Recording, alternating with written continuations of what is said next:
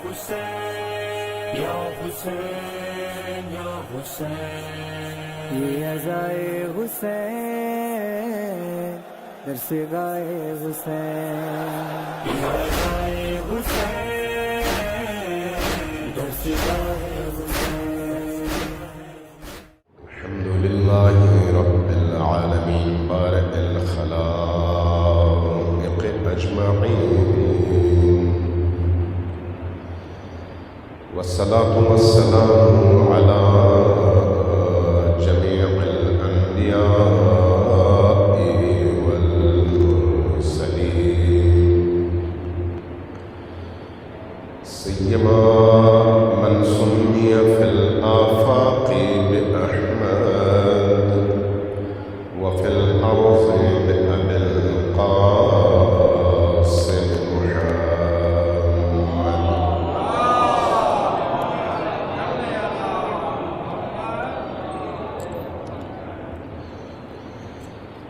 والصلاة والسلام على أولاده الطيبين الطاهرين المعصومين الميامين، واللعنة الدائمة على أعدائهم أجمعين من يوم عداوتهم إلى قيام يوم الدين. قال رسول الله صلى الله عليه وآله وسلم: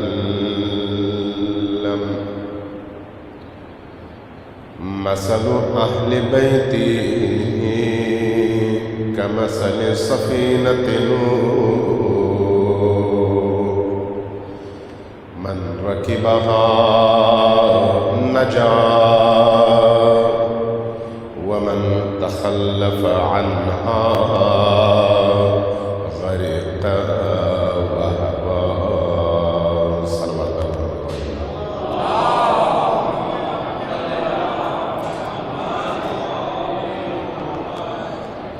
اللہ تبارک و تعالیٰ آپ سب کی اس مجلس عزام حاضری کو اپنی بارگاہ میں شرف قبولیت عطا فرمائے، اور ہم سب کو جب تک ہماری سانسوں میں سانسیں ہیں، جب تک ہماری رگوں میں خون دوڑ رہا ہے، جب تک ہمارے وجود میں زندگی کی رمق ہے، اللہ تبارک و تعالیٰ ائمہ اہل البیت علیہ السلام کے رستے پر ثبات قدم کے ساتھ، استقامت کے ساتھ ہر دن اور ہر رات انہی کی راہ میں گزارنے کی توفیق اور سعادت نصیب فرمائے۔ ایک دفعہ صلوات بھیجیے پر محمد و آل محمد۔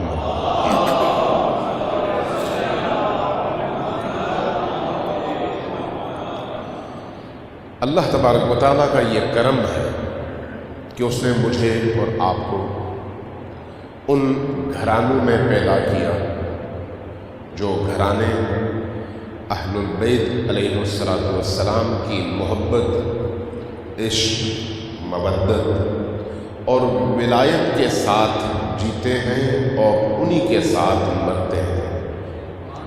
یہ اللہ کی بہت بڑی عطا ہے مجھ پر بھی اور آپ پر بھی، چونکہ ہم اپنی مرضی سے پیدا نہیں ہوئے بلکہ ہمیں پیدا کیا گیا ہے۔ تو یہ اللہ تبارک و تعالیٰ کی عنایت ہے اور عطا ہے کہ ہمیں اس نے اس سلسلے میں پیدا کیا جو سلسلہ اہل البیت علیہ السلام کے نقش قدم پر چلنے والا سلسلہ ہے۔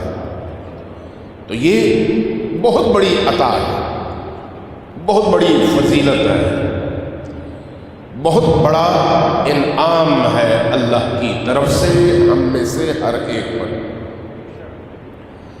اس انعام کا جتنا بھی شکر ادا کرنا چاہیں کم ہے، ہم شکر ادا نہیں کر پاتے۔ امام صادق علیہ السلام کی بارگاہ میں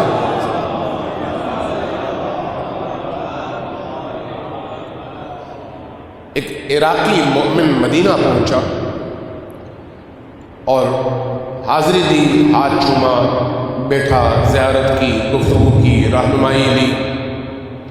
جب اٹھنے لگا تو امام صادق علیہ السلام نے پوچھا کہ کیا کبھی میرے جد حسین ابن علی کی زیارت کے لیے کربلا جاتے ہو؟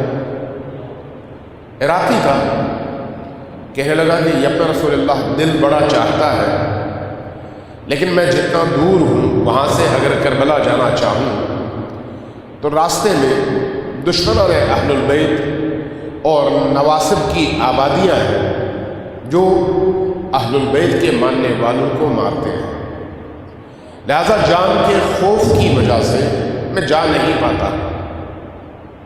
فرمایا پھر میرے جد حسین کو کس طرح سے یاد کرتے ہو؟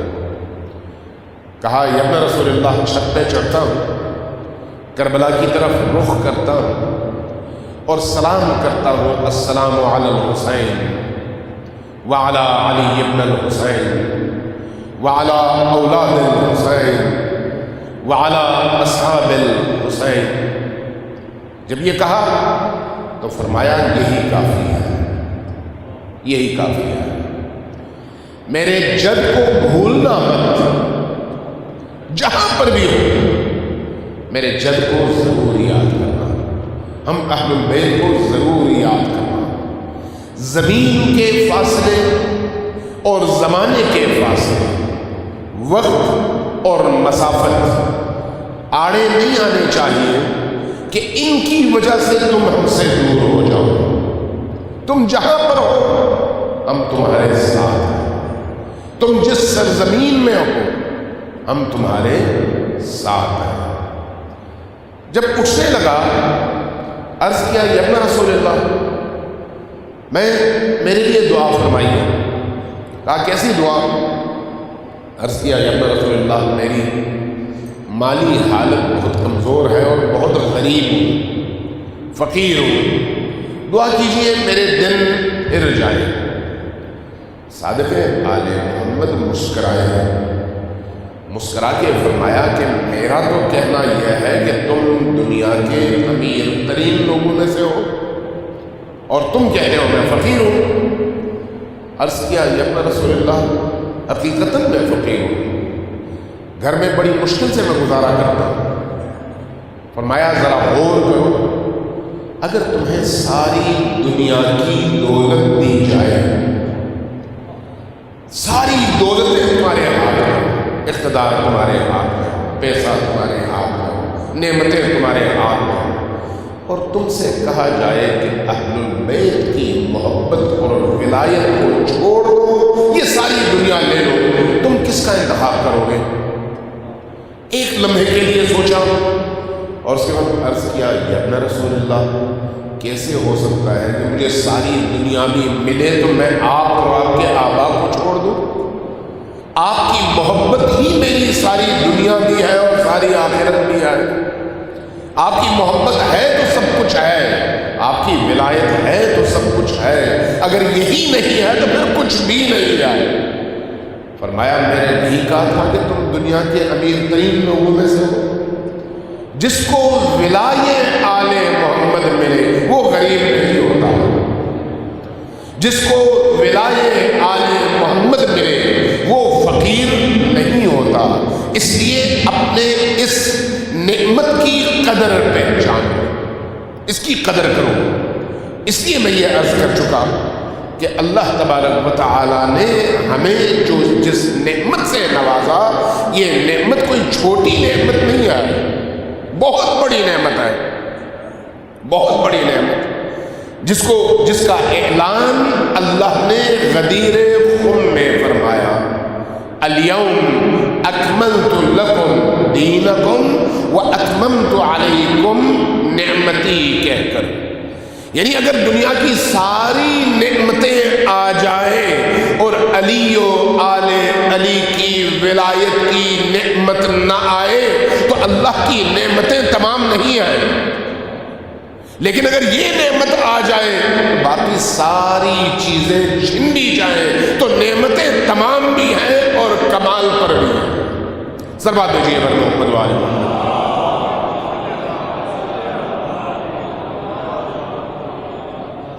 जरा गौर कीजिएगा इस रिवायत पर। रसूल करीम ने क्या फरमाया? फरमाया कि मसलु अहले बैती, मेरे अहलुल बैत की मिसाल कश्तिए नूह की तरह से है। कमसली सफीनति नूह, कश्तिए नूह की तरह से है। मन रकीबा, जिसने उसमें सवारी कर ली, नजा, निजात पाई। वमन, और जो तखल्लफ अनहा, जिसने उससे तखल्लुफ किया, जिसने उससे मुंह मोड़ा। गरीका, वो गर्क हुआ, वह हवा, और उसके बाद नापेद हो गया, गुमनाम हो गया और खत्म हो गया। सफीने नूह से क्यों तशबीह दी अल्लाह के रसूल ने अपनी अहलुल बैत की? आप अगर हजरत नूह की जिंदगी को देखें तो खुद ब खुद बात समझ आ जाती है। अगर आप नूह की कश्ती में सवार होते हैं तो आपकी निजात यकीनी है, चाहे तूफान कोई भी हो। और अगर कश्ती पर सवार नहीं होते तो कोहे जूदी ही क्यों न हो, आपको निजात नहीं मिल सकती। आप हिमालय की चोटियों पर चढ़ जाएं लेकिन आप निजात पा नहीं सकते। कोई दुनिया की ताकत आपको निजात तब तक नहीं दे सकती जब तक आप अहलुल बैत के सफीने में दाखिल न हो जाएं।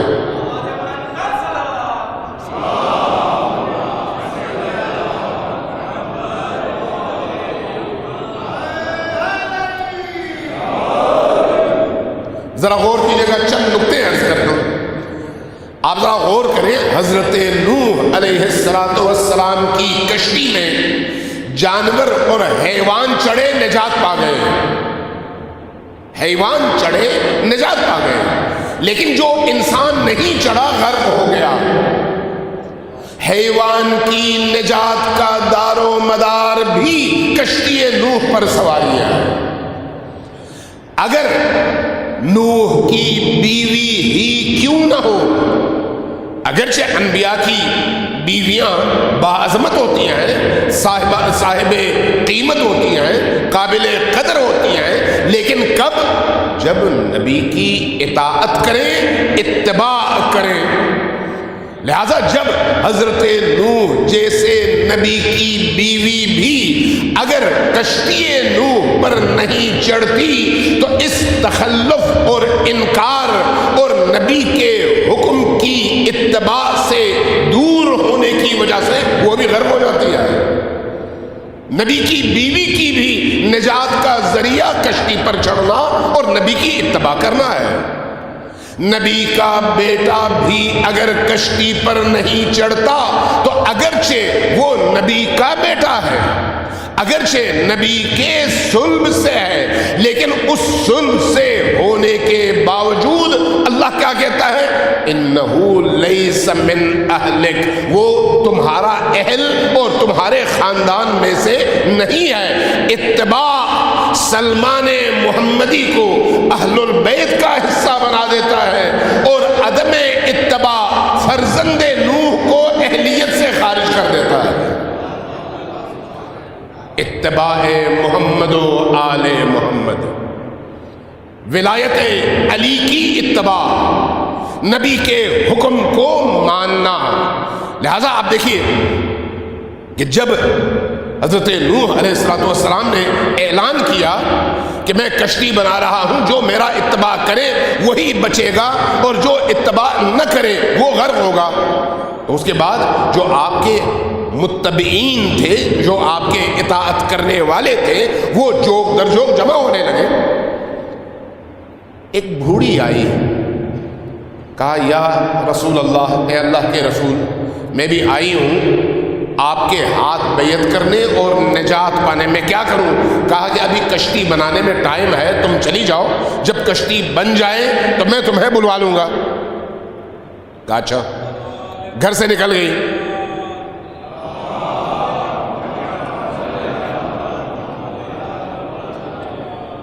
اس یقین کے ساتھ گئی کہ جب کشتی تیار ہو جائے گی تو نبی مجھے بلائیں گے اور میں کشتی میں سوار ہو جاؤں گی۔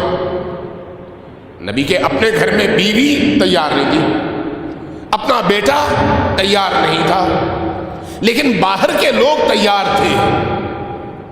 ایک عرصہ لگا، کشتی تیار ہوئی اور نبی نے حکم دیا، جانور بھی سوار کر دیے، ہر جانور کی ایک ایک جوڑی، اور اسی طرح سے جو اتباع کرنے والے، اس رستے پر چلنے والے لوگ موجود تھے ان کو بھی سوار کیا، اور اس کے بعد طوفان نے نکلنا شروع کر دیا۔ طوفان کا آغاز ہو گیا، کشتی پانی کے اوپر اور طوفان نے زمین کو اپنی لپیٹ میں لے لیا۔ ایک عرصے کے بعد پانی کم ہوا اور کشتی واپس خشکی پر بیٹھ گئی، زمین خشک ہوئی۔ ان بچے ہوئے لوگوں نے نئے سرے سے اپنی آبادیاں ترتیب دینی شروع کر دی۔ اللہ کا غصہ ٹھنڈا ہوا، غضب کا عمل ختم ہوا۔ ایک دن جا رہے تھے، سامنے دیکھا وہ بھوڑی اپنی جھونپڑی کے باہر اپنی بکری کے ساتھ بیٹھی ہوئی ہے اور چارہ ڈال رہی ہے۔ قریب آئے، پریشان ہوئے کہ میں نے تو اس سے وعدہ کیا تھا کہ اس کو لے کے جاؤں گا، لیکن میرے ذہن سے یہ چیز نکل ہی گئی اور میں نے بوڑھی کو فراموش کر دیا۔ یہ سوچتے ہوئے نبی خدا آئے اس خاتون کے پاس۔ جیسے ہی آئے، اس خاتون نے اٹھا کر سر دیکھا اور کہا، یا نبی اللہ، کیا کشتی تیار ہو گئی ہے؟ جیسے ہی کہا کیا کشتی تیار ہوئی ہے تو حضرت نوح کو حیرت ہوئی، پوچھا کہ کیا تمہیں نہیں پتا کیا ہوا ہے؟ کہا نہیں، آپ نے جب سے کہا ہے کہ میں آپ کو اڑاؤں گا تو میں تو آ کے اپنی جھونپڑی میں بیٹھی ہوئی ہوں آپ کے حکم کے انتظار میں۔ اتنا بڑا طوفان آیا، نبی کے اپنے گھر کی بیوی اور بیٹا غرق ہوئے، لیکن یہ خاتون جس کا ایمان تھا اپنے نبی کے حکم پر، اس کی جھونپڑی بھی سلامت تھی اور وہ بھی سلامت تھی، اور اتنے بڑے طوفان سے وہ ایسے محفوظ تھی کہ گویا اس کے ارد گرد کوئی حرکت ہوئی ہی نہ ہو۔ اب غور کی جگہ دیکھیے گا، جو کشتی نوح سے تشبیہ دی گئی ہے یہ ایسے ہی نہیں دی گئی۔ کشتی نوح یعنی حضرت امیر المؤمنین علی ابن ابی طالب کی اولاد، آپ کی آل۔ کشتی میں سوار ہونے کا مطلب کیا ہے؟ قل ان کنتم تحبون اللہ، قرآن کہتا ہے، قرآن کہتا ہے قل، ان سے کہیے، ان کنتم تحبون اللہ، اگر تم اللہ سے محبت کرتے ہو، فاتبعونی، میری اتباع کرو۔ یہاں پر یہ نہیں کہا مجھ سے محبت کرو، کیونکہ اللہ کی محبت نبی کی محبت ہے، اللہ کی محبت علی کی محبت ہے، اسی طرح جس طرح سے علی کی محبت اللہ کی محبت ہے اور نبی کی محبت ہے۔ یہ محبتیں طول میں ہیں ایک دوسرے کے، عرض میں، مقابلے میں نہیں آئے۔ اگر آپ نے اس سے محبت کی تو خود بخود اس کے اوپر والے سے آپ محبت کریں گے۔ سلسلہ چونکہ ایک سلسلہ ہے، اس لیے نچلی سیڑھی سے محبت کریں گے تو اوپر کی سیڑھی تک آپ پہنچیں گے، لیکن اگر عرض میں ہو تو پھر راہیں جدا ہو جاتی ہیں۔ اس لیے جب اللہ نے کہا تو کیا فرمایا؟ ان کنتم تحبون اللہ، اگر تم اللہ سے محبت کرتے ہو تو ان سے کہیے، یہ جو لوگ کہتے ہیں ہم اللہ سے محبت کرتے ہیں، تو کیا کریں؟ فاتبعونی، میری اتباع کرو، یحببکم اللہ، اللہ بھی تم سے محبت کرے گا۔ محبت کسی کو کہتے ہیں؟ محبت آیا تعریف کو کہتے ہیں، جیسا کہ آج ہمارے زمانے میں مرسوم ہے، یا تعریف سے ہٹ کر آگے بھی کوئی اور بات ہے؟ ذرا غور کیجیے گا، محبت قلبی کیفیت کا نام ہے، قلبی کیفیت، جو چیز پیاری لگے اس سے انسان اٹیچ ہو جاتا ہے، محبت کا یہ ایک درجہ ہے۔ آپ کو کرسی اچھی لگی، آپ کی اٹیچمنٹ ہو جاتی ہے، آپ کو حتیٰ ایک لاٹھی اچھی لگی، آپ کی اٹیچمنٹ ہو جاتی ہے، آپ کو تسبیح اچھی لگی، آپ کی اٹیچمنٹ ہو جاتی ہے، آپ کو ایک انگوٹھی اچھی لگی، آپ کی اٹیچمنٹ ہو جاتی ہے۔ وہ چیز اگر آپ کے ہاتھ سے نکل جائے تو آپ بے چین رہتے ہیں اس چیز کے لیے۔ یہ محبت کا ایک درجہ ہے، جو چیز آپ کو اچھی لگتی ہے، اور یہ انسان کی فطرت ہے کہ جس چیز میں حسن دیکھے وہ اس کو اچھی لگے، جس چیز میں کمال دیکھے وہ اس کو اچھی لگے، جس چیز کا جمال نظر آئے وہ اس چیز اس کو اچھی لگے۔ کائنات میں اگر خوبیوں کے حوالے سے، اخلاق کے حوالے سے، انسانی اعلیٰ اقدار کے حوالے سے، ویلیوز کے حوالے سے، انسانی ملکوتی صفات کے حوالے سے اگر دیکھا جائے تو جو اللہ کے برگزیدہ بندے ہیں وہ تمام کائنات میں ممتاز ہوتے ہیں، تمام کائنات میں، اور ان سے محبت فطری ہے۔ اگر نبی کریم قریش کو دعوت توحید نہ دیتے تو اپنے خلق اور اپنے اخلاق کی وجہ سے وہ آلریڈی تمام عرب قبائل میں محبوب تھے۔ توجہ ہے میں کیا کہہ رہا ہوں؟ اگر نبی کریم نے 41 سال کی عمر میں اپنی دعوت کا آغاز نہ کیا ہوتا تو وہی مشرکین مکہ آپ کے قدموں کی خاک کو متبرک سمجھتے تھے۔ پھر کیا ہوا کہ وہی مقدس شخصیت جن کی صداقت کی گواہی دیتے ہوئے مشرکین نہیں تھکتے تھے، وہی مقدس ہستی جن کی امانت کی گواہی دیتے ہوئے مشرکین تھکتے نہیں تھے، وہی مقدس ترین ہستی جن کی اعلیٰ انسانی صفات کی گواہی دیتے ہوئے قسم کھانے کے لیے بھی مشرکین مکہ تیار ہوتے تھے، وہی مشرکین مکہ تلواریں لے کر آپ کے مقابلے میں کھڑے ہو گئے۔ پہلا مرحلہ دعوت سے پہلے یہ انسانی فطری محبت کا مرحلہ تھا۔ کوئی بھی انسان کسی جمال، حسن، خوبصورتی، کمال اور اچھائی کو دیکھتا ہے تو وہ اس سے محبت کرتا ہے، چاہے وہ ہندو ہو فرق نہیں پڑتا، دہری ہو فرق نہیں پڑتا، مشرک ہو فرق نہیں پڑتا، موحد ہو فرق نہیں پڑتا۔ من حیث انسان، اس انسان کے اندر جو حس اللہ نے رکھی ہے، جو اس کے اندر صلاحیت اللہ نے رکھی ہے، اس صلاحیت کا تقاضا یہ ہے کہ وہ ہر کامل چیز سے محبت کرے۔ کمال نسبی چیز ہے، ایک پھول اپنی نسبت سے کامل ہے، اسی طرح سے ایک کانٹا بھی اپنی نسبت سے کامل ہے۔ ایک پھل جب پک جائے تو اپنی نسبت سے وہ کامل ہے، اسی طرح سے ایک جوان، خوبصورت، وجیح، اچھی باڈی کا حامل جب 25-26 سال کی عمر تک پہنچتا ہے تو اپنے ظاہری قد و قامت کے لحاظ سے کامل ہوتا ہے۔ اسی طرح ایک انسان اپنی خصوصیات اور انسانی اقدار کے حوالے سے جب اس کے اندر انسانی صفات اپنے اعلیٰ ترین منزل تک پہنچ جائیں تو اس انسان کو بھی نسبی طور پر کامل انسان کہا جاتا ہے۔ انبیاء کمال انسانی کی معراج پر ہوتے ہیں اور نبی کریم ان تمام کامل ترین انسانوں کے امام ہیں، اور انسان کے سامنے اس لیے نبی کریم کو کامل ترین نمونے کے طور پر رکھا گیا ہے اور فرمایا گیا ہے انک لعلی خلق عظیم، آپ خلق عظیم کے اس مرحلے پر اور اس مرتبے پر فائز ہیں کہ اس سے آگے کوئی اور مقام ہے ہی نہیں، یعنی من حیث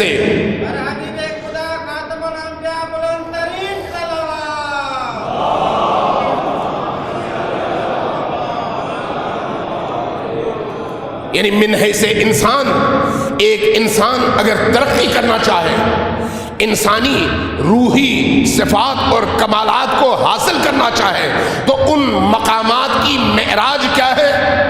نبی کریم کی ذات، نبی کریم کی ذات، اور ان کے بعد علی کی ذات، فاطمہ الزہرا کی ذات، ان کے بعد امام حسن کی ذات، ان کے بعد حسین ابن علی کی ذات۔ یعنی آپ یہ کبھی بھی نہ سوچیں کہ اپنے درجے کے اعتبار سے باقی سارے ائمہ نبی کے برابر ہیں، نہیں، درجہ ہے، نبی اعلیٰ ترین مقام پر ہیں، ان کے بعد علی ہیں، ان کے بعد فاطمہ ہیں، ان کے بعد حسن و حسین ہیں، ان کے بعد باقی ائمہ اسی ترتیب سے ہیں۔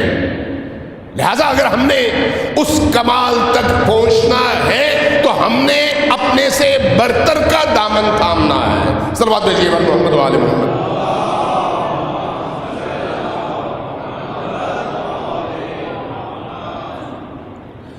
تو انسان من حیث انسان جب کمال کی طرف سفر کرتا ہے تو پھر جس چیز کو وہ کامل سمجھتا ہے اسی چیز کو پکڑتا بھی ہے اور اس سے محبت بھی کرتا ہے۔ اب یہ انسان کی معرفت اور اس کے شعور پر ڈیپینڈ کرتا ہے کہ وہ کس چیز کو کس انداز میں کامل سمجھتا ہے۔ ایک شخص کی نگاہ میں سونا کمال ہے، وہ سونے کی تلاش میں ہوتا ہے۔ ایک شخص کی نگاہ میں کرپشن کمال ہے، بڑا پھولتا ہے، پھلتا ہے، سینہ تانتا ہے کہ میں نے اتنا بڑا فراڈ کیا اور اتنی بڑی دھوکے بازی کی، وہ اس کے لیے کمال ہے۔ ایک شخص کہیں پر صدقات تقسیم کرتا ہے اور سمجھتا ہے کہ یہ سب سے بہتر کام ہے، اپنے آپ کو مطمئن کرتا ہے کہ میں نے یہ کمال حاصل کیا ہے۔ ہر شخص کے کمال کی منزل کا تعین اس کے شعور اور اس کی معرفت کی بنیاد پر ہوتا ہے، لیکن ہر شخص کمال کی تلاش میں ہے۔ کمال کے مقابلے میں زوال ہے، جہاں پر زوال ہے وہاں پر انسان اس طرف نہیں جاتا، لیکن بعض اوقات کمال کو زوال سمجھتا ہے اور بعض اوقات زوال کو کمال سمجھتا ہے۔ یہ کس وجہ سے؟ شعور نہ ہونے کی وجہ سے، عقل کے عدم استعمال کی وجہ سے، بصیرت سے محروم ہونے کی وجہ سے، فاقد بصیرت ہونے کی وجہ سے۔ جب انسان صحیح راہبر کو نہیں پہچانتا تو غلط راہبر کو صحیح سمجھ کر اس کے پیچھے چلتا ہے، یہ اسی عدم معرفت کی دلیل ہے۔ جب انسان اصل منزل کو فراموش کرتا ہے تو غلط چیز کو اپنی منزل سمجھ کر غلط چیز کے پیچھے چل پڑتا ہے۔ آپ ذرا غور کیجیے گا، یہ آیا انسانی شعور کے ہونے اور نہ ہونے کے لیے ایک معیار اور کسوٹی نہیں آئے کہ ہم ہر روز لوگوں کو مرتا ہوا دیکھتے بھی ہیں اور اس کے باوجود ہم اس طمع سے ہاتھ نہیں اٹھا پاتے، لالچ سے ہاتھ نہیں اٹھا پاتے، جھوٹ سے دور اپنے آپ کو رکھ نہیں پاتے، دھوکے بازی سے اپنے آپ کو بچا نہیں پاتے، جبکہ ہماری آنکھوں کے سامنے روز لوگ مر رہے ہوتے ہیں۔ کبھی ہم سوچتے ہیں کہ مرنے کے بعد اس شخص کی جس نئی زندگی کا آغاز ہوا ہے وہ زندگی کیسی ہے اور وہاں پر اس کو کن کن مراحل کا سامنا ہے۔ جس دن ہم نے یہ سوچنا شروع کر دیا اس دن ہماری ادھر کی زندگی کا رخ تبدیل ہو جائے گا۔ تو کیوں رخ تبدیل نہیں ہوتا؟ معرفت کے نہ ہونے کی وجہ سے۔ یہ جو بخاری شریف میں روایت ہے کہ خلیفہ اول زندگی کے آخری اوقات میں روتے تھے اور پریشان رہتے تھے کہ کاش میں نے 3 خطائیں نہ کی ہوتی۔ اس کی وجہ کیا ہے؟ آہستہ آہستہ ریئلائز کرنا۔ جب زندگی اور خواہشات کا غلبہ ہو تو انسان حق کو باطل سمجھتا ہے اور باطل کو حق سمجھتا ہے، لیکن جب موت قریب آئے تو آہستہ آہستہ انسان اس حقیقت کو ریئلائز کرتا ہے، پھر اس کی پشیمانی کا دور شروع ہو جاتا ہے۔ اللہ تبارک و تعالیٰ اس لیے انسان کو چھوٹ دیتا ہے حتیٰ یہاں تک کہ موت اس کے قریب آئے۔ اللہ اس لیے کہتا ہے کہ بھئی تم توبہ کرو، واپس آؤ، جہاں تک تم پہنچے ہو وہاں پر اگر رک جاؤ ایک دفعہ اور پلٹ آؤ تو میں قبول کرنے والا ہوں۔ آپ دیکھتے ہیں اس لیے قرآن کریم میں فرعون کی مثال دی جاتی ہے۔ فرعون جیسا ایسا بادشاہ جو انا ربکم الاعلی کا نعرہ بلند کر کے اللہ کے مقابلے میں اپنے آپ کو رب تسلیم کروانے کو اپنا کمال سمجھتا ہے، اللہ اتنے بڑے شرک کو بھی برداشت کر کے کہتا ہے کہ اب بھی پلٹ آؤ۔ جبکہ شرک اللہ کی نگاہ میں سب سے بڑا ظلم ہے۔ حضرت لقمان کو جو حضرت لقمان نے اپنے بیٹے کو نصیحت کی تھی، یا بنی لا تشرک باللہ ان الشرک لظلم عظیم، اے میرے بیٹے کبھی بھی شرک نہ کرنا، اس لیے کہ شرک اللہ کی نگاہ میں سب سے بڑا ظلم ہے۔ فرعون اسی بڑے ظلم کا مرتکب تھا، لیکن اللہ تبارک و تعالیٰ کی خواہش کیا تھی، حکم کیا تھا کہ اگر یہ اب بھی لوٹ آئے تو بخشش کے دروازے کھلے ہوئے ہیں۔ لیکن کیوں نہیں لوٹتا؟ اس لیے کہ معرفت سے آری ہے، بصیرت سے آری ہے، جس چیز کو اس نے کمال سمجھا ہوا ہے وہی اس کے زوال کا باعث ہے، اور جس چیز کو زوال سمجھا ہوا ہے، یعنی ایک خدا کے سامنے اپنی پیشانی زمین پر رکھنا جس کو اس نے زوال سمجھا ہے وہی کمال ہے۔ چونکہ علم نہیں ہے، چونکہ بصیرت نہیں ہے، چونکہ عقل سے استفادہ نہیں کیا، اس لیے اس راہ پہ چل پڑا جو راہ اس کو کمال کی جگہ زوال کی طرف لے کر جاتا ہے۔ اس لیے دنیا میں جتنے بھی لوگ ہیں، آپ اگر کل کسی سیاستدان سے کہیں کہ تم جھوٹے ہو تو وہ فوراً آپ سے لڑ پڑے گا، نہیں میں جھوٹا نہیں ہوں۔ کیوں؟ اگر جھوٹ اچھی چیز ہوتی تو وہ کہتا کہ ہاں میں صبح سے شام تک جھوٹ بولتا ہوں۔ جھوٹ بری چیز ہے، زوال ہے اور باعث زوال ہے، اس لیے پسند نہیں کرتا، لیکن در عین حال عملی طور پر جھوٹ بولتا ہے۔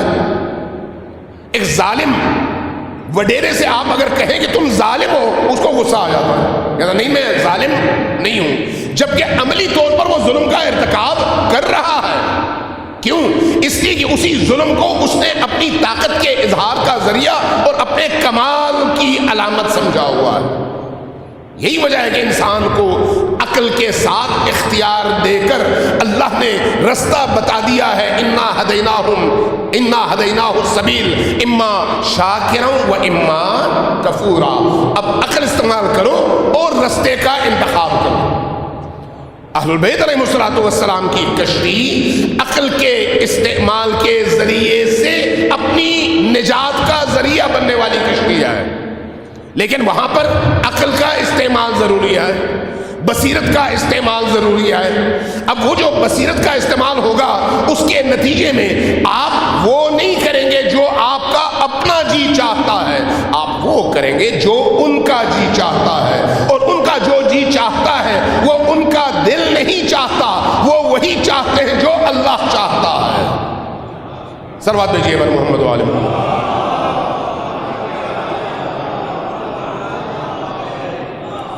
ایک دفعہ پھر صلوات بھیجیے بر محمد و آل محمد۔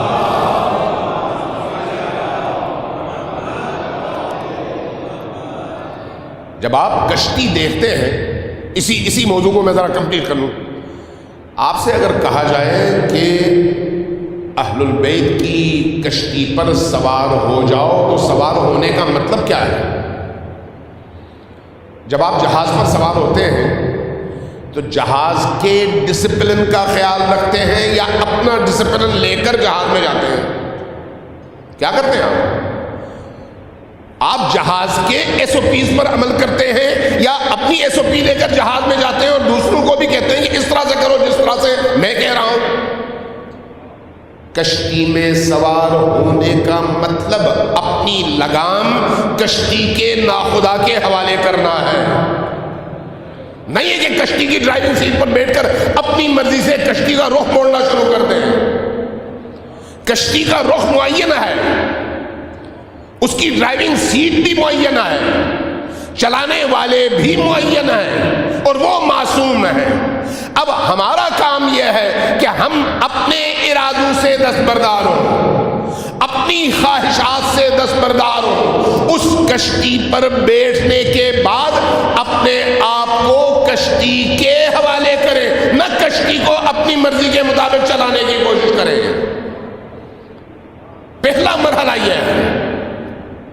دوسرا مرحلہ، بعض اوقات ہم محبت اہل البیت کو ہی نجات کا ذریعہ سمجھتے ہیں۔ محبت اگر دل میں ہمدردی کا نام ہے تو یہ محبت نہیں ہے۔ محبت جیسے ابھی میں نے قرآن کی آیت سے استدلال کیا، ان کنتم تحبون اللہ، اگر تم اللہ سے محبت کے دعوے دار ہو تو پھر شرط کیا ہے اس کی؟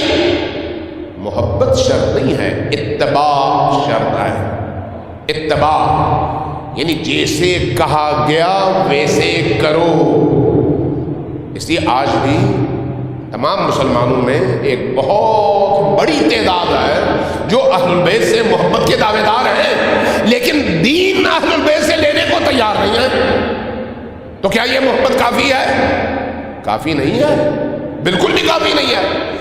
اللہ تبارک و تعالی نے اگر اہل البیت کو تعلیم علم قرآن اور قرآن ثانی قرار دے کر ثقل اکبر اور ثقل اصغر کے طور پر قرآن اور اہل البیت کو امت کے حوالے کیا ہے، تو قرآن جس طرح سے صرف قرأت اور پڑھنے کے لیے نہیں ہے، اہل البیت بھی صرف ان کے فضائل بیان کرنے کے لیے نہیں ہے۔ قرآن کس لیے ہے؟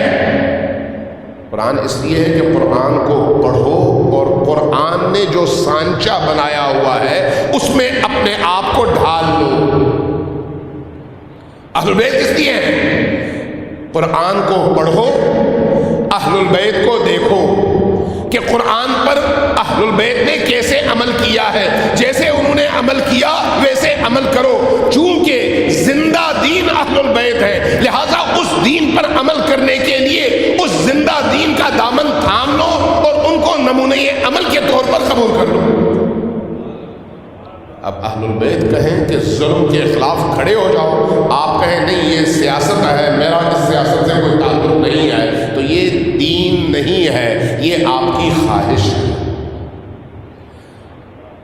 اگر کہا جائے کہ کربلا کا پورا واقعہ حق اور باطل کا وہ معرکہ ہے جو اسلام کی نگاہ سے مکمل سیاست ہے، تو آپ اگر اس کے جواب میں کہیں کہ ہم عزاداری میں سیاست کو داخل نہیں ہونے دیں گے، تو یہ عزاداری یزید کو پسند ہو سکتی ہے، امام حسین کو پسند نہیں ہے۔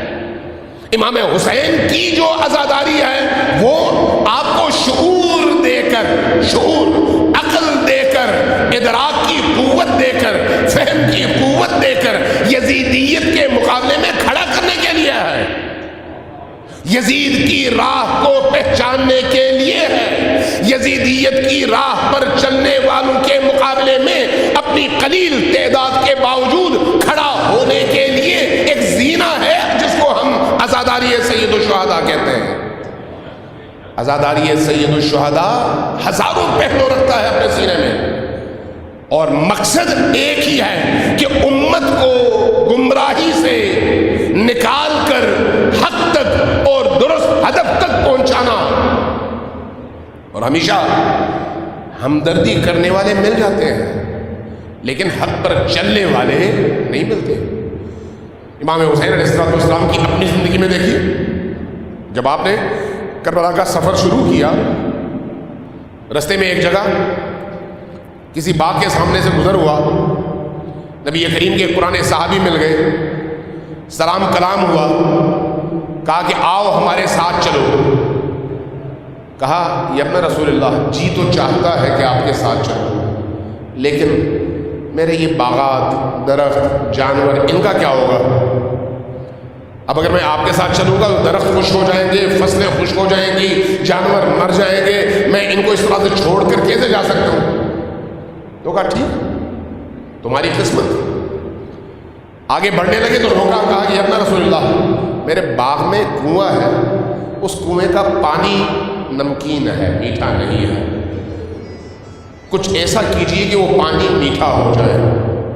آپ اندر تشریف لے گئے، اپنا لعاب دہن کنویں کے پانی میں پھینکا، کنویں کا پانی میٹھا ہو گیا۔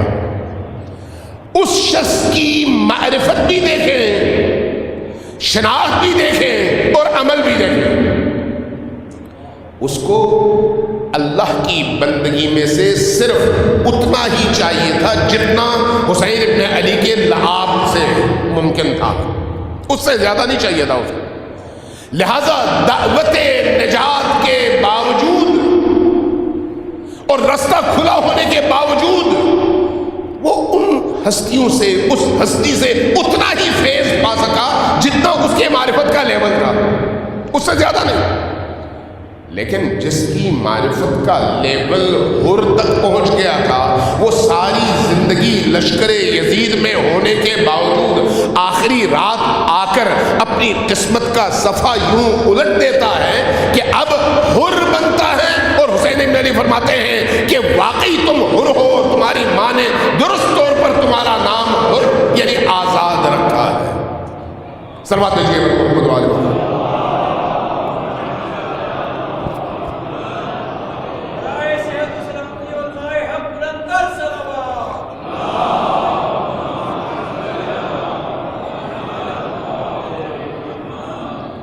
تو اس کشتی نجات پر سوار ہونے کے لیے سب سے پہلا مرحلہ کشتی کی شناخت ہے۔ کہیں غلط کشتی پر نہ بیٹھ جانا، غلط لوگوں کو اہل نجات نہ سمجھ لینا۔ اور اس کے بعد دوسرا مرحلہ اس کشتی کی اتباع ہے، پانی کے کنارے کھڑے ہو کر کشتی کے فضائل بیان کرنا نہیں ہے۔ آپ اگر کنارے پہ کھڑے ہو جائیں اور صبح سے شام تک کہیں کہ یہ کشتی بڑی خوبصورت ہے، بڑے کمال کی ہے، پانی میں نہیں ڈوبتی، اتنی مضبوط ہے، اتنے لوگوں کو اٹھا سکتی ہے، نجات دلا سکتی ہے، صبح سے شام تک یہ کہتے رہیں اور کشتی پہ سوار نہ ہو تو چھوٹے سے چھوٹا طوفان بھی آپ کو غرق کر دے گا، آپ کی تعریف کسی کام نہیں آئے گی۔ اس لیے فضائل کافی نہیں ہے، فضائل آپ کے اندر موجود محبت کو کمال تک پہنچانے کا ذریعہ ضرور ہے، لیکن اس کے نتیجے میں آپ کو کشتی سے جوڑنا اہم ہے، کشتی کا سوار بنانا اہم ہے۔ ورنہ آج دنیا میں کوئی ہے جو اہل البیت سے محبت کا ٹائٹل اپنے ساتھ لگانا نہ چاہے؟ کوئی مسلمان دنیا بھر میں کہیں پر بھی دیکھ لیں، ممکن نہیں ہے کہ کوئی شخص مسلمان ہو اور اہل البیت کی محبت کا ٹائٹل لے کر چلنے کو ناپسند کرے۔ لیکن کیا یہ ٹائٹل کافی ہے؟ اگر آپ عملی طور پر دیکھیں تو کوئی دوسرے مسلک کا فرد ایسا نہیں ہے جو اہل البیت کی عظمت کا قائل نہ ہو اور ان سے محبت کا دعوے دار نہ ہو۔ آپ میں اور ان میں فرق کیا ہے؟ فرق کیا ہے؟ اہل البیت باعث نجات ہیں بشرطے کہ آپ ان کی معرفت کا حق ادا کر سکیں، اور معرفت کا حق تب ادا ہوتا ہے جب آپ ان کی اتباع کر سکیں، اور اتباع تب ممکن ہے جب آپ ان کی زندگی کے بنیادی مقصد کو سمجھ سکیں، بنیادی مقصد کو سمجھ سکیں۔ اہل البیت کی زندگی کا بنیادی مقصد کیا ہے؟ زمین پر اللہ کی حاکمیت کا قیام۔ توجہ ہے میں کیا کہہ رہا ہوں؟ زمین پر اللہ کی حاکمیت کا قیام۔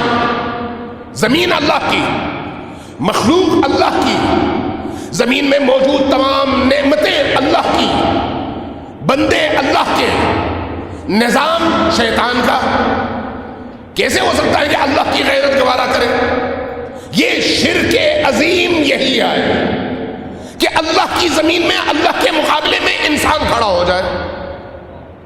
اس لیے وہ نظام جو آل علی کا نہ ہو، وہ نظام جو محمد مصطفیٰ کا نہ ہو، وہ نظام شرکیہ نظام ہے، مشرکانہ نظام ہے، مشرکانہ نظام ہے، چونکہ اللہ کے نظام کے مقابلے میں کھڑا ہے۔ اللہ تبارک و تعالیٰ کی مشیت بڑی عجیب ہے۔ وہ بہت معروف شاعر تھا، فارسی میں اس نے بڑا کلام کہا ہے، میں نے کوئی 40 سال پہلے شاید اس کا ایک کلام پڑھا تھا۔ عجب صبری خدا دارد اگر من جائے عبودم۔ یہ ہمارا اللہ بہت صابر ہے، اگر میں اس کی جگہ ہوتا تو کیا کرتا۔ اور اس نے پر پوری ایک داستان لکھی کہ اگر میں اس کی جگہ ہوتا تو ظلم کی ساری بساط مٹا دیتا، سارے ظالموں کو جہنم میں پھینک دیتا، مظلوموں کو لاتا، یہ کرتا، یہ کرتا، یہ کرتا۔ اللہ کے نظام کو سمجھنے کی ضرورت ہے کہ اللہ کا نظام کیسا ہے۔ اللہ کا نظام جبر پر مبنی نظام نہیں ہے۔ اللہ کا نظام دھوس دھاندلی اور زور و طاقت پر مبنی نظام نہیں ہے۔ اللہ کے نظام کا تعلق شعور انسانی سے ہے۔ اللہ چاہتا ہے کہ انسان اپنے شعور کی طاقت کی بنیاد پر، عقل کی طاقت کی بنیاد پر، بصیرت کی بنیاد پر آہستہ آہستہ جہالت اور نادانی کے رستوں سے اوپر نکلے اور دانائی اور معرفت خدا کے ساتھ آگے بڑھے۔ جیسے جیسے معرفت بڑھتی چلی جائے گی ویسے ویسے نجات قریب تر ہوتی چلی جائے گی۔ اس لیے آپ دیکھیں پہلے انسان یا پہلے نبی اور 1,24,000 نبی یعنی آخری نبی کے درمیان جو مخلوقات آئی ہیں، جو انسان آئے ہیں، ان میں ہر دور میں اگلا انسان پچھلے انسان کی نسبت زیادہ باکمال تھا۔ اور آج کا انسان نبی کریم کے دور کے انسان کی نسبت زیادہ باصلاحیت ہے۔ آپ دیکھیں تدریجی طور پر یہ تاریخ کا سفر ارتقاء کی طرف جا رہا ہے، تنزل کی طرف نہیں، تنزل کی طرف نہیں۔ آپ ذرا غور کریں، انسانی حوالے سے، اس وقت میں دینی حوالے سے بات نہیں کر رہا، انسانی حوالے سے ذرا سوچیں، انسانی شعور اور فکر کی سطح دیکھیں اور قبائلی عصبیت کے اثرات دیکھیں۔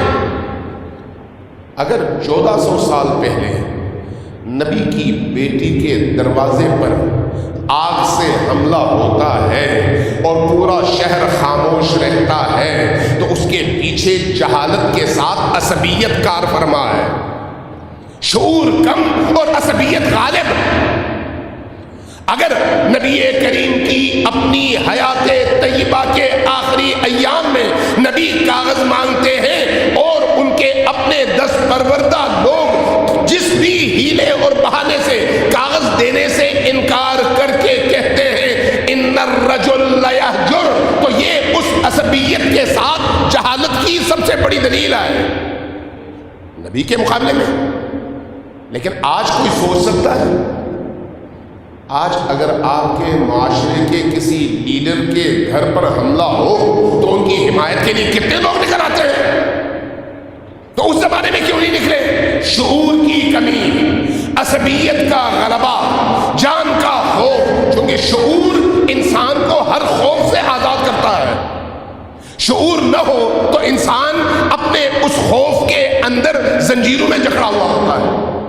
بصیرت ہو تو اس کو ہر چیز کو تول کر آگے بڑھنے کی توفیق ملتی ہے۔ بصیرت نہ ہو تو پھر وقتی چیزوں کو دیر پا چیزوں پر ہمیشہ فوقیت دیتا ہے۔ اگر آپ کو پہاڑی کی چوٹی پر چڑھنا ہو اور یہ ڈسٹینس 5000 میٹر کا ہو تو آپ 100 قدم چل کے تھکتے نہیں آئے، چونکہ آپ نے ہدف اس مقام کو سر کرنا اور مقام تک چڑھنا اپنی زندگی کا ہدف بنا لیا ہے۔ لیکن جب آپ کا شعور کا لیول نیچے ہو تو آپ 100 قدم چلنے ہی کو اپنی زندگی کا ہدف بنائیں گے، پھر وہ چوٹی پر چڑھنا آپ کے خواب و خیال میں بھی نہیں ہوگا۔ انسان کی بصیرت انسان کو دیر پا اہداف کے لیے تیار کرتی ہے، اس کی عقل اس کو بڑے مقاصد کے لیے تیار کرتی ہے۔ اس لیے آپ دیکھ لیں امام حسین علیہ السلام جن کی یاد اور جن کی محبت میں ہماری مجلسیں سجتی ہیں، امام حسین کو اپنی جان عزیز تھی یا نہیں؟ اپنے اہل البیت عزیز تھے یا نہیں؟ اپنے بچے عزیز تھے یا نہیں؟ اپنی مخدرات عزیز تھیں یا نہیں؟ کم از کم ہم سے بہت زیادہ تھی۔ آپ کے سامنے آپ کی زوجہ پر ظلم ہو تو آپ کا کیا رد عمل ہوگا؟ آپ کے سامنے آپ کی بیٹی کو تھپڑ مارا جائے تو آپ کا کیا رد عمل ہوگا؟ اس رد عمل کی وجہ کیا ہے؟ آپ کا عاطفہ، آپ کی محبت، آپ کے اندر جو محبت ہے۔ محبت ہر شخص کے اندر ہے، لیکن کتنی ہے؟ جتنا وہ انسان انسانی صفات میں جس مقام پر ہے، محبت بھی اسی مقام پر ہے۔ ہر شخص اپنے اس مقام کے مطابق محبت کرے گا اور نفرت कमालात उसके मकाम और मर्तबे के हवाले से हैं। लिहाजा जब मैं मोहब्बत करूंगा तो मेरी मोहब्बत मेरे मकाम के मुताबिक है, लेकिन जब हुसैन इब्ने अली मोहब्बत करेंगे तो हुसैन की मोहब्बत उस मकाम पर है जिस मकाम पर हुसैन है।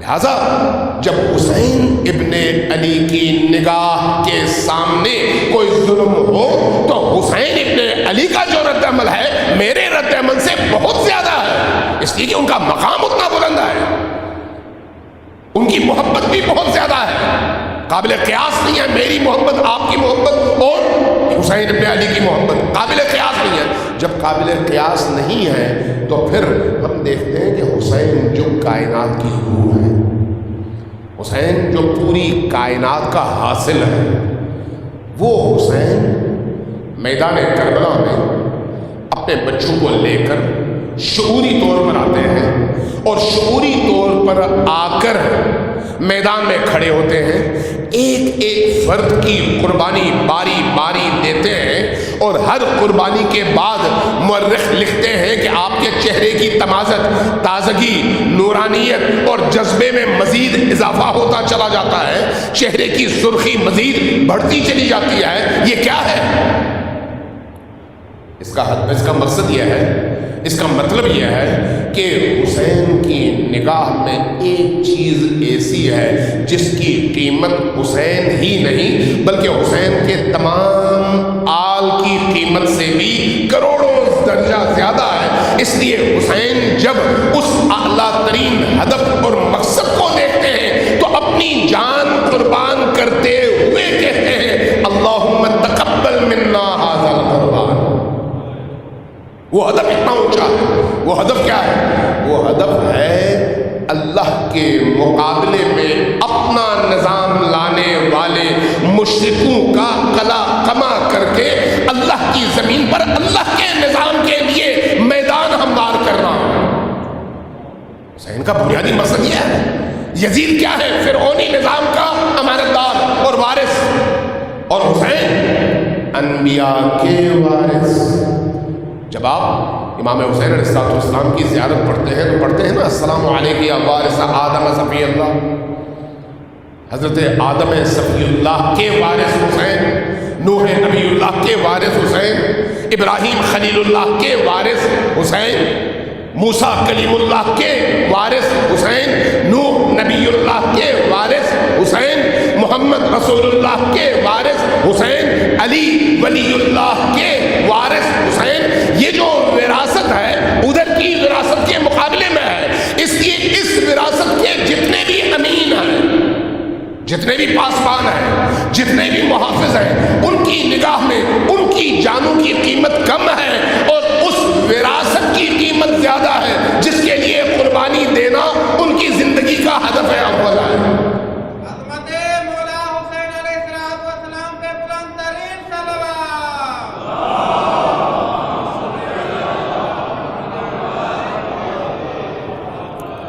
इसीलिए हुसैन इब्ने अली की जिंदगी का मकसद इतना ऊंचा है। वो मकसद क्या है? वो मकसद है ज़मीन पर अल्लाह की हाकिमियत का क़याम। इस पर इंशाअल्लाह ताला अगर अल्लाह ने तौफीक दी, इसके बाद इसी सिलसिले को आगे बढ़ाते हुए, मज़मून को आगे बढ़ाते हुए आपसे गुफ्तगू होगी।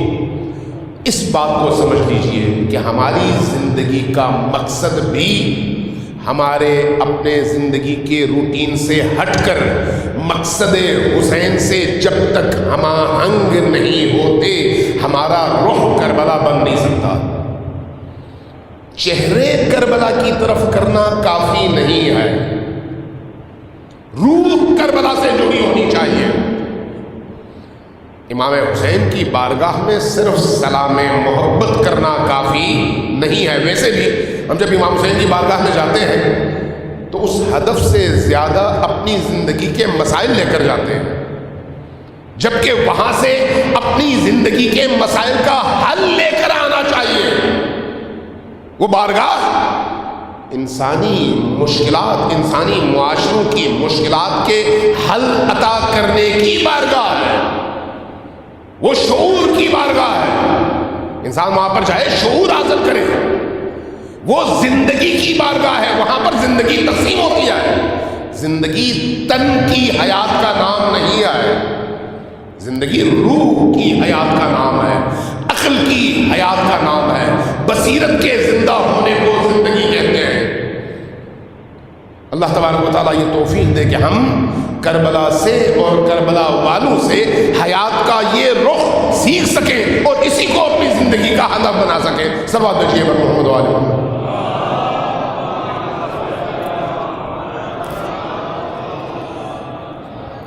کربلا کبھی پرانی نہیں ہوتی.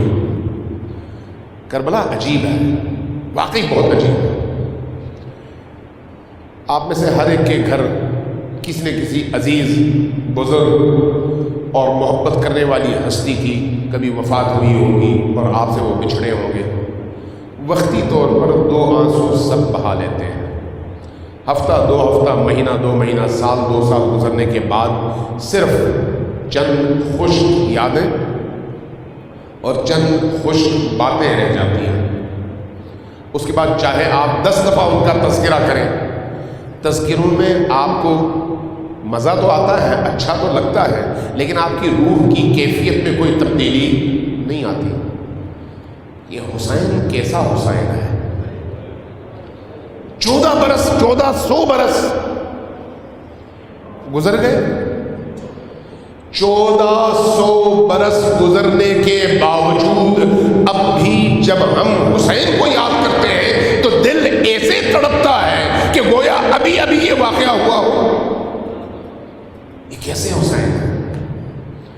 یہ کیسی شخصیت ہے جن کے 40 کے موقع پر صرف مسلمان نہیں، ہر وہ شخص جس کو حسین کی تھوڑی سی معرفت حاصل ہو جائے وہ بھاگتا ہے اس دروازے کی طرف. یہ کیسا حسین ہے؟ یہ کیسا جذبہ ہے؟ یہ کیسی کشش ہے؟ حسین کی کشش کے مقابلے میں کوئی کشش کارگر نہیں. آپ نے دیکھا ہوگا کہ خواتین دیہاتوں میں انڈے جمع کر کے وہ بیچتی ہیں، سبزیاں جمع کر کے وہ بیچتی ہیں اور پیسہ جمع کرتی ہیں. کیوں؟ پوچھو کہ بی بی یہ کام کیوں کر رہی ہو؟ کہتی ہے میں پیسے جمع کر کے کربلا جانا چاہتی ہوں اپنے حسین کے پاس. وہ محبت ہے نا. اپنی ضرورتوں کا گلا گھونٹو اور کسی طرح سے حسین کی بارگاہ میں پہنچ جاؤ. یہ ہے ایمان، یہ ہے حسین کا عشق جو انسان کو اپنی خواہشات کا گلا گھونٹنے پر اور حسین کی بارگاہ میں پہنچنے پر مجبور کرتا ہے. اور اس میں صرف مسلمان نہیں ہیں. آپ نے 40 کے مشی کے دوران دیکھا ہوگا، میں نے بھی دیکھا، بچوں سے لے کر بوڑھوں تک ایسی بوڑھی خواتین، 70 سال 75 سال کی بوڑھی خواتین جو سارا سال محنت کرتی ہیں، پیسے جمع کرتی ہیں، 40 کے ایام میں کھانے پکا کر ٹرے سر پر رکھ کر زائرین کے گزرنے کی اس گزرگاہ پر بیٹھ کر ان زائرین کے قدموں کی خاک کو اپنی آنکھوں کا سرما بناتی ہیں اور ان کو کھانا کھلاتی ہیں تاکہ حسین راضی ہوں اور مادر حسین راضی ہوں. کیسی محبت ہے، کیسی محبت ہے. میں عراقی ٹی وی دیکھ رہا تھا. عراقی ٹی وی پہ کچھ مسیحی پوپ اور گرجا گھر کے متولی حضرات قافلے کی صورت میں آئے ہوئے تھے. عراقی ٹی وی کے رپورٹر نے ان سے پوچھا کہ کہاں جا رہے ہیں؟ کہا کربلا. کہا کربلا کیوں جا رہے ہیں؟ کہا کہ اس امام حریت کی بارگاہ میں سلام پیش کرنے کے لیے.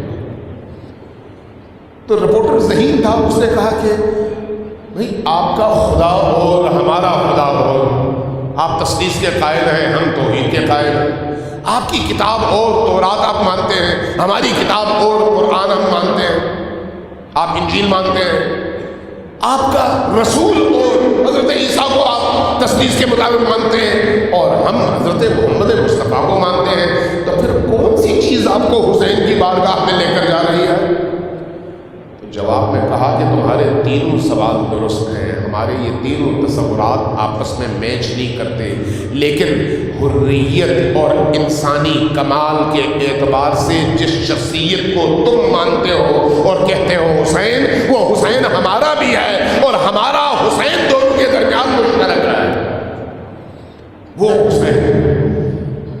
کی اس قربانی نے 1400 سال بعد آنے والے انسانوں کو بھی ایک گرمی اور حرارت عطا کیا ہے کہ اب بھی ہر سال جب یہ ایام آتے ہیں تو انسان تڑپتا ہے، اور کسی طرح سے بھاگ کر ان کے قدموں پہ جا کر اپنی پیشانی رکھنے کے لیے بے چین اور بے قرار ہوتا ہے۔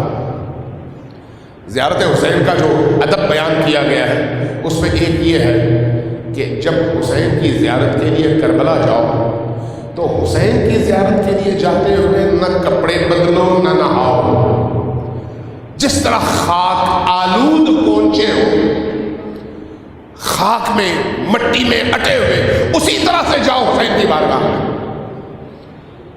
لیکن اس بارگاہ میں جانے سے پہلے ایک اور بارگاہ ہے، پہلے وہاں پر حاضری۔ وہ کون سی بارگاہ ہے؟ وہ علمدار کربلا کی بارگاہ۔ حدیث میں کہا گیا ہے، روایات میں ہمیں سمجھایا گیا ہے کہ جس طرح سے علی باب رسول ہیں، شہر نبی کے دروازے ہیں، اسی طرح سے عباس باب الحسین ہے۔ پہلے عباس کے دروازے پر جاؤ، اس کے بعد پھر وہاں سے حسین کی بارگاہ میں جاؤ۔ اس لیے میں نے علماء کی سیرت میں اور بزرگوں کی سیرت میں یہ دیکھا اور پڑھا ہے کہ جب کبھی کربلا جاتے تو پہلے عباس کی بارگاہ میں جاتے۔ آیت اللہ علماء خوئی کے حوالے سے ان کی سیرت پر جن لوگوں نے کتابیں لکھی ہیں انہوں نے مسلسل یہ نقطہ لکھا ہے کہ جب کبھی نجف سے کربلا پہنچتے تو باب القبلہ میں حاضری دے کر سب سے پہلے حضرت عباس علمدار کے در پر پہنچتے اور وہاں پر پہنچ کر سلام کہتے ہوئے 3 جملے کہتے، لیکن یہ 3 جملے ایسے تھے کہ سننے والے کا دل بھر آئے اور رونگٹے کھڑے ہو جائیں۔ 3 جملے، انہی 3 جملوں میں سارے مسائل موجود ہیں۔ سب سے پہلا جملہ کیا کہتے ہیں؟ کربلا کے عصر عاشور کی اس حقیقت کو بیان کرتے ہیں، فرماتے السلام علیک یا شباب الحسین، اے حسین کی جوانی عباس، آپ پر میرا سلام ہو۔ کیوں کہتے ہیں؟ اس لیے کہ روایات میں ہے کہ عباس جب تک زندہ تھے حسین کی جوانی سلامت تھی، حسین کی کمر سیدھی تھی، لیکن جیسے ہی عباس شہید ہوئے حسین کی کمر جھک گئی۔ اس کے بعد اگلا جملہ کہتے ہیں، اور یہ جملہ پہلے جملے سے زیادہ سخت جملہ تھا، بہت سخت جملہ تھا، تحمل کے لیے شیر کا جگر چاہیے۔ کیا فرماتے ہیں؟ فرماتے ہیں السلام علیکہ یا حجاب زینب، اے زینب کے حجاب عباس، آپ پر میرا سلام ہو۔ جب تک آپ زندہ تھے زینب کا حجاب سلامت تھا۔ جب کبھی زینب سنتی تھی کہ کربلا میں زینب کی چادر چھن جائے گی تو سوچتی تھی جس کا عباس جیسا بھائی ہو، لیکن جس دن اور جس موقع پر عباس شہید ہوئے زینب کو یقین ہو گیا کہ حجاب کے چھننے کا وقت آ گیا ہے۔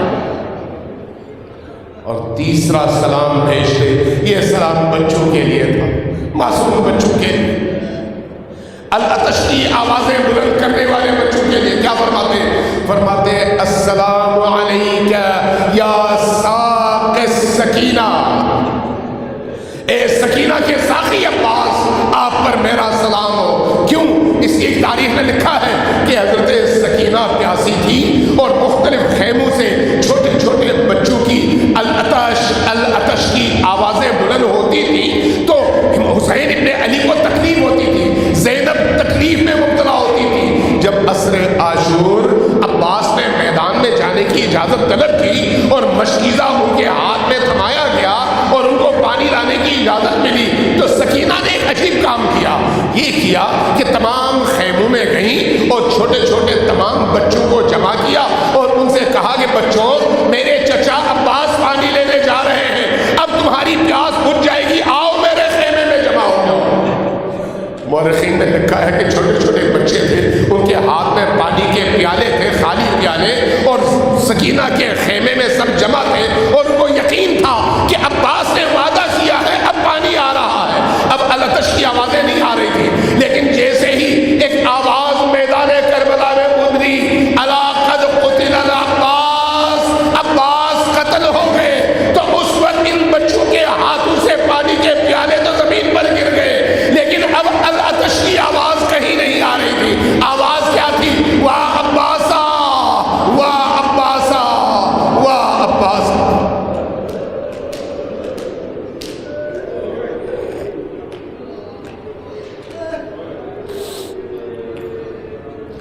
इन्ना लिल्लाहि व इन्ना इलैहि राजिऊन वसयअलमु الذين ظلموا أي منقلب ينقلبون نسألك اللهم وندعو باسمك العظيم الأعظم العز الأجل الأكرم يا الله يا الله يا الله يا الله يا الله يا الله يا الله يا الله يا الله يا الله يا رحمن يا رحيم يا مقلب القلوب ثبت قلوبنا على دينك.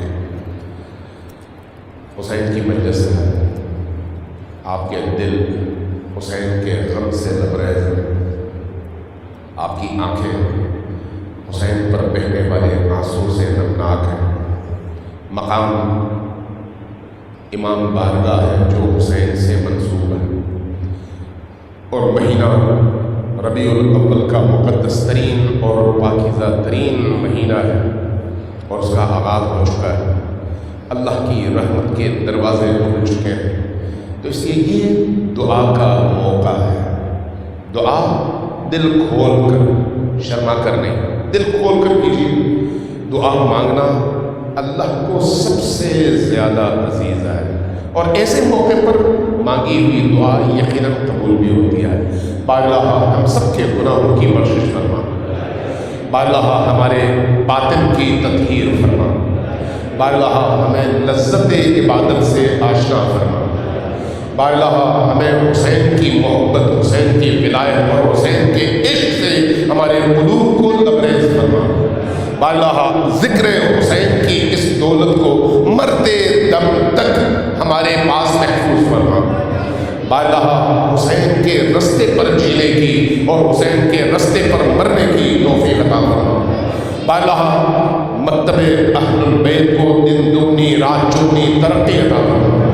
بااللہ جہاں جہاں حسین کے بیٹے، حسین کے نام لیوا، حسین کے پیروکار ظلم کے مقابلے میں، شرک کے مقابلے میں، طاغوت کے مقابلے میں برسر بیکار ہیں، انہیں فتح و نصرت عطا فرما.